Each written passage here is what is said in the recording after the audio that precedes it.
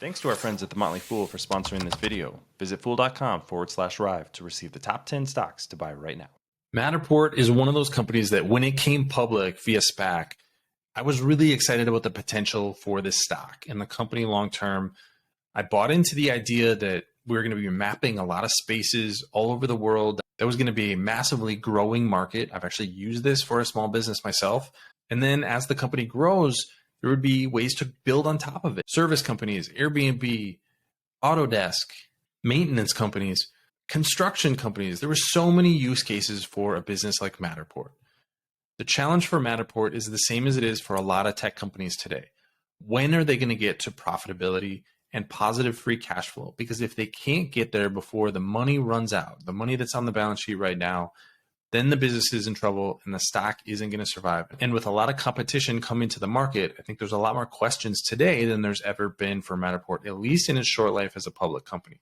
So I want to dig into what we know about Matterport today, where the company sits financially and strategically, and what we should be looking for over the next few months, especially as we hear what happened in first quarter 2023 financial results.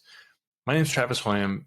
Thank you for watching Rive Investing. Please subscribe here on YouTube for all my content. And if you're interested in companies that have huge potential to potentially 10x long-term, check out Asymmetric Investing. I'll put a link to that in the show notes, but it's a newsletter I'm doing on asymmetric opportunity investments like Matterport could be. So if you're interested in this stock, I think you'll like that newsletter as well. I want to turn first to Matterport's financial results because I think this really puts a framework around how to think about Matterport and where it is right now. There's really two sides of the business, $41 million in revenue, not a lot for a company of Matterport's size, and I'll get to the company's losses.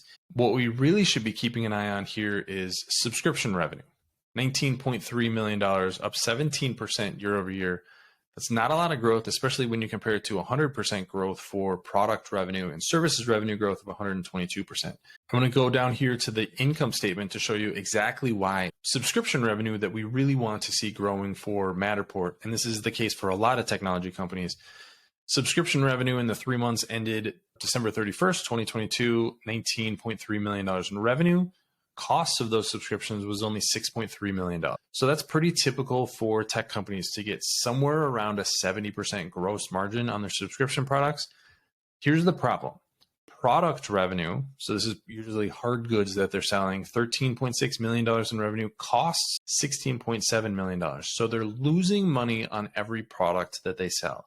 Services, about a $2 million gross profit on $8.3 million in revenue. So services, you're getting a little bit of profitability there, but this is why it's difficult to just look at revenue growth because revenue growth overall looks great, but that doesn't translate to higher gross profit, which is this line right here, $11.3 million a year ago, $11.8 million in the most recent quarter. And that's because product sales grew and they're losing money on every one of those sales. Subscription revenue did not grow at the same pace. And that's really where the profitability comes from.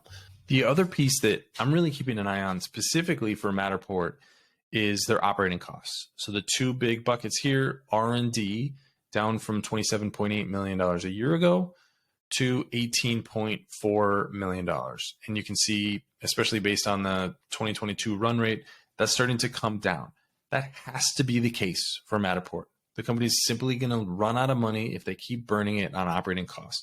The bigger number and the more concerning number is SG&A, selling general and administrative expenses, $55.8 million, but that was down from $78.7 million a year ago. So again, trajectory is going in the right direction and it came down even as the year went on in 2022.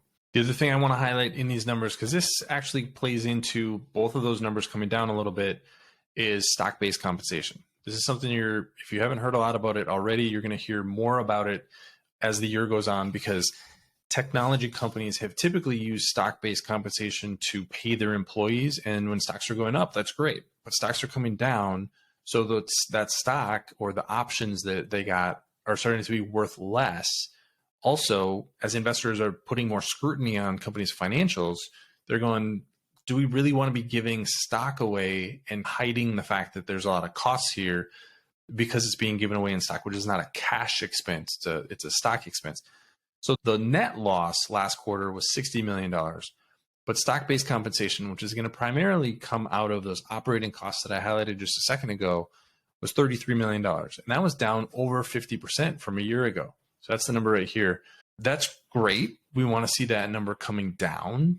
And this does make the cash loss a little bit lower. If I move up here, this is the statement of cash flows. So for the year ended 2022, there was a $118 million loss for the year. And that's even after including change in fair value of contingent earnout liability of negative $136 million. So despite the fact that losses are mounting for Matterport, the cash situation isn't quite as bad as it seems. And we can go here to the balance sheet to show exactly where the company sits here. $117.1 million in cash to end the year and $355.8 million in short-term investments.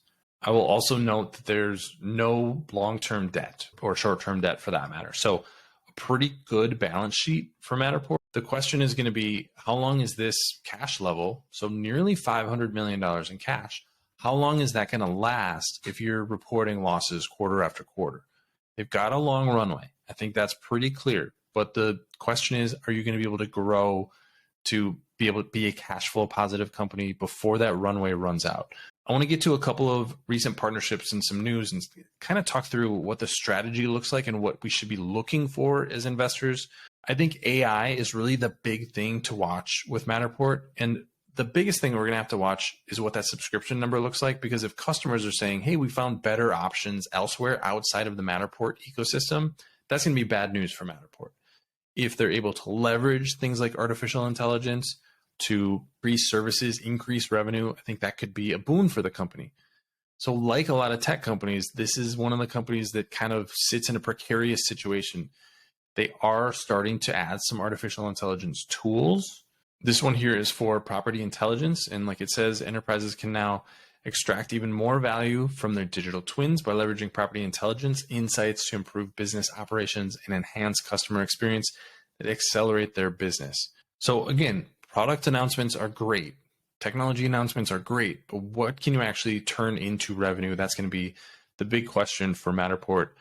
I do want to highlight one recent announcement with Autodesk. And this is one of those things where Autodesk is really the power player in the construction and architecture industry right now. And so this is a great partner to have for Matterport.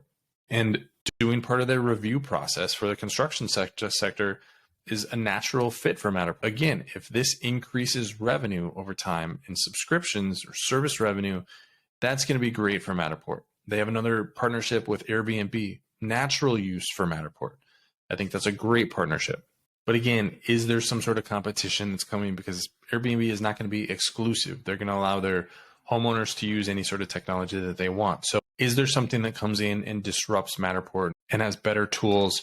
One that I've seen recently is Luma Labs. So that's one to keep an eye on. Very similar technology, but it basically builds that 3D rendered space almost in real time. It uses artificial intelligence to do that. But what do you think? I'd love to hear your comments in the comment section below. Subscribe to Rive Investing here on YouTube. Don't forget to do that for all of my content. Thanks for watching, everybody. I'll see you here next time.